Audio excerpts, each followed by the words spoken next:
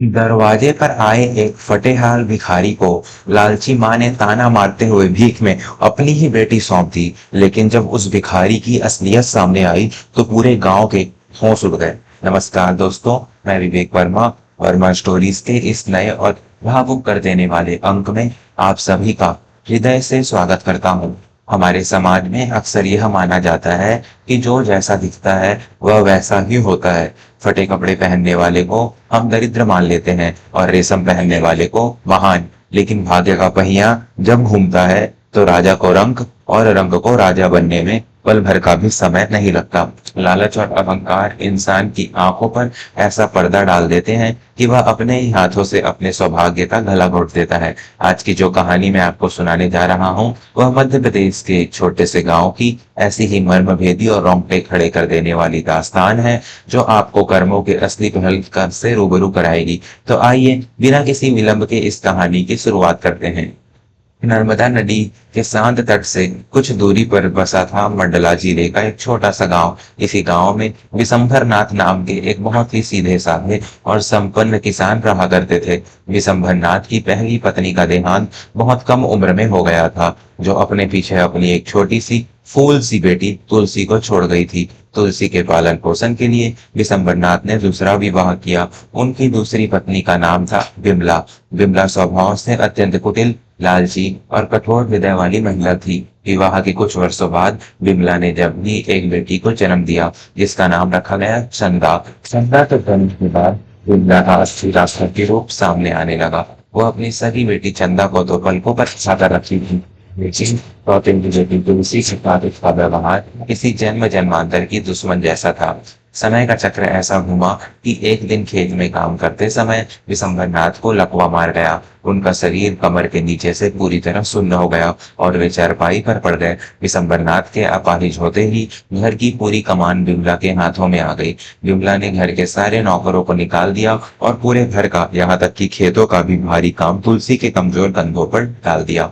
तुलसी एक अत्यंत सुशील, संस्कारी और सादगी से भरी हुई लड़की थी। उसके चेहरे पर एक अजीब सा तेज था, लेकिन विमला उसे हमेशा मैले और फटे कपड़े ही पहनने को देती थी। सुबह सूर्योदय से पहले उठकर चक्की पीसना, कुएं से पानी लाना, गायों का गोबर उठाना और पूरे घर का भोजन बनाना, यही तुलसी की दिनचर्या बन गई थी। दिन भर के कठोर परिश्रम के बाद भी उसे अक्सर रात की रोटियां खाने को मिलती थी।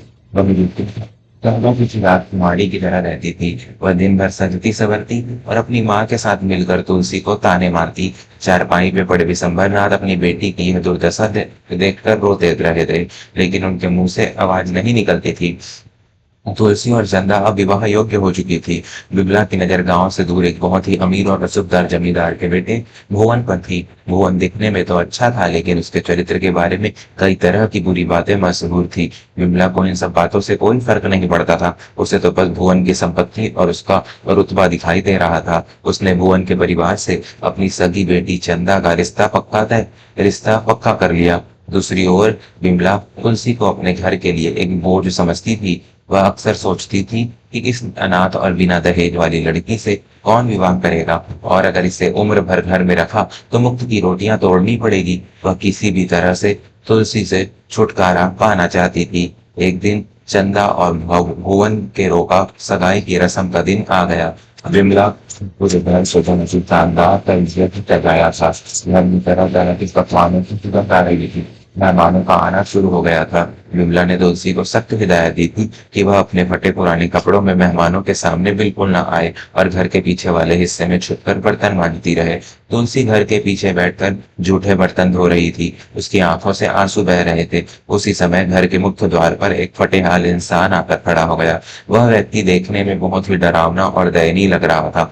उसके कपड़े जगह जगह से फटे हुए और कीचड़ से सने थे। उसके बाल उलझे हुए थे, दाढ़ी बढ़ी हुई थी और उसका शरीर भूख के कारण कांप रहा था। ऐसा लग रहा था जैसे वह कई दिनों से भूखा प्यासा भटक रहा हो।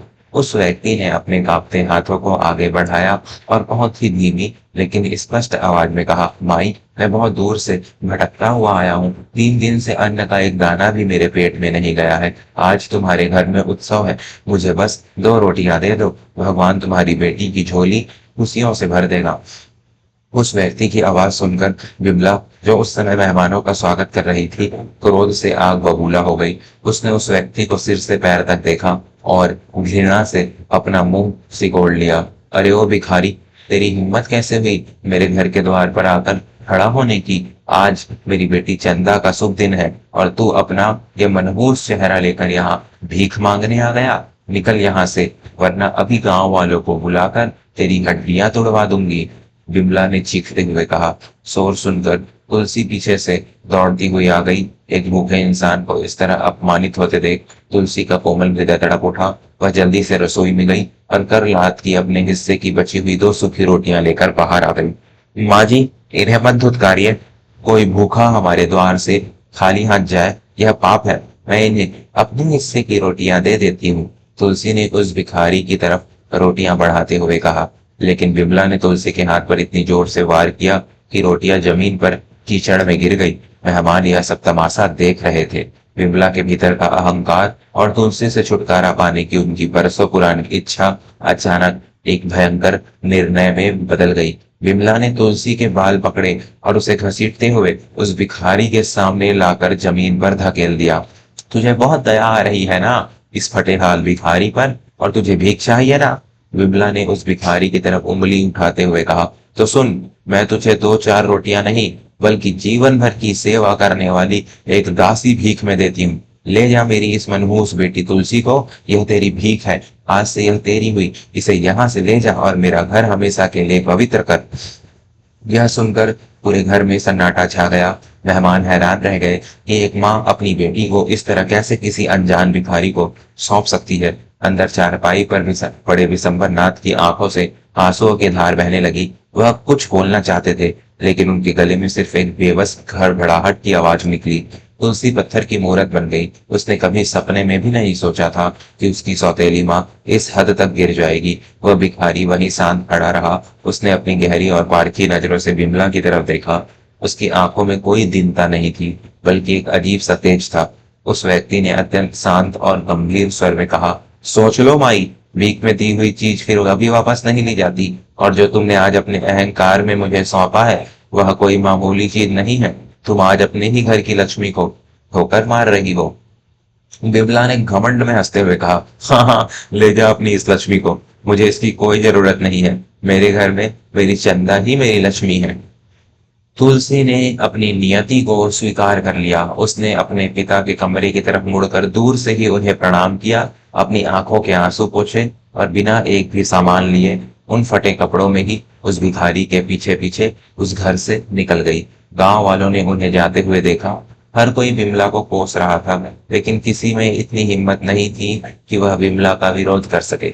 वह व्यक्ति तुलसी को लेकर गांव से बहुत दूर एक सुनसान पहाड़ी के पास बने एक पुराने और टूटे फूटे शिव मंदिर में पहुंचा। शाम ढल चुकी थी। तुलसी एक कोने में सिकुड़ कर बैठ गई। उसे अपने भविष्य की चिंता सता रही थी। तभी उस मंदिर के प्रांगण में बने हुए एक कुएं से पानी निकाला। उसने अपने चेहरे से वह कीचड़ और मिट्टी धोई, अपने उलझे हुए बालों को साफ किया, और जब वह मुड़कर तुलसी के सामने आया तो तुलसी की आंखें फटी की फटी रह गई। वह कोई कमजोर या डरावना भिखारी नहीं था। वह एक अत्यंत सुगठित शरीर वाला, गोरे रंग और बहुत ही प्रभावशाली चेहरे वाला एक नव युवक था। उसने तुलसी के पास आकर बहुत ही सम्मानजनक दूरी पर बैठते हुए कहा, तुलसी डरो मत, मेरा नाम देवव्रत है, मैं कोई भिखारी नहीं हूँ।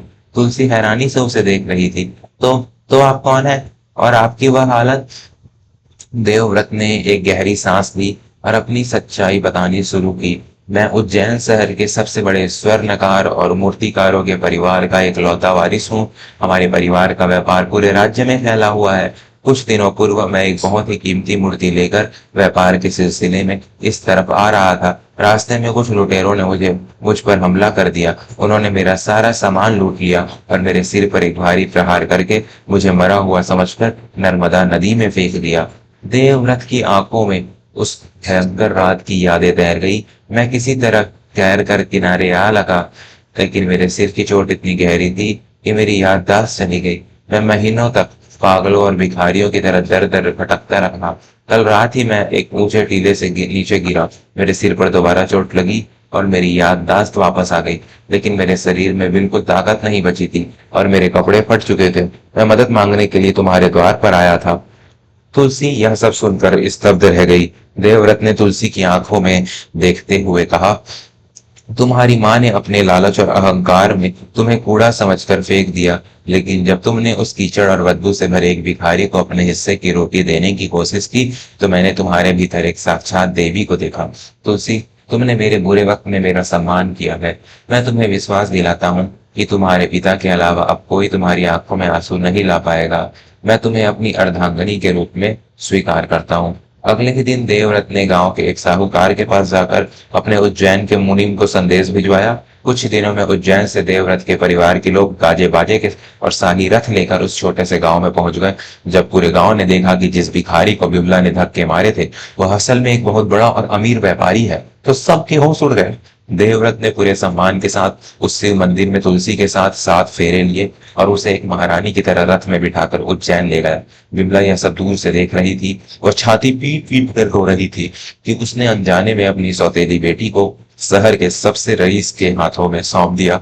लेकिन बिमला के पापों का घड़ा अभी भरना बाकी था।